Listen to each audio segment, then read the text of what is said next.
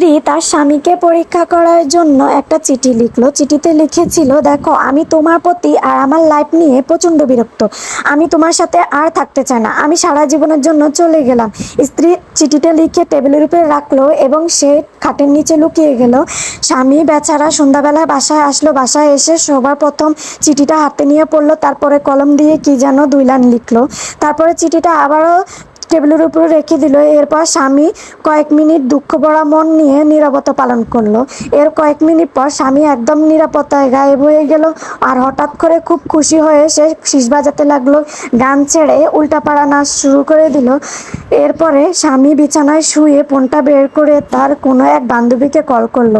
বান্ধবী ওপার থেকে কল ধরার সাথে সাথে খুশি হয়ে স্বামী বলল, আজ ফাইনালি আমার জীবন থেকে আপদটা বিদায় হয়ে গেল। শোনো ডার্লিং, তুমি আমার জীবনে আগের মতো করে থাকবে। স্ত্রী আর কোনো বাধা সৃষ্টি করতে আসবে না। এখন তুমি যখন ইচ্ছে তখন আমার বাসায় চলে আসতে পারবে।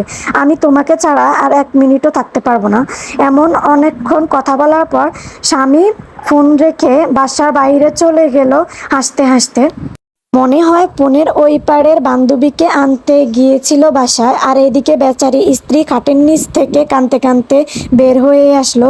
আর এমন একটা বাজে স্বামীর সাথে এতদিন সংসার করেছি, এই ভেবে কপালটা থাপড়াতে লাগলো। হঠাৎই তার মনে হলো যে দেখি তো চিঠিটাতে কি লিখেছিল। তাড়াতাড়ি টেবিলের কাছে গিয়ে চিঠিটা হাতে নিল। হাতে নিয়ে স্বামী যে 2 লাইন চিঠি লিখেছিল তা হলো, আমার জীবন থেকে চলে গেছো ভালো কথা, কিন্তু খাটের নিচে থেকে তোমার পা দেখা যাচ্ছে কেন? আমি বাইরের থেকে ডিম আনতে গেলাম, তুমি তাড়াতাড়ি খাটের নিচ থেকে বেরিয়ে আসো।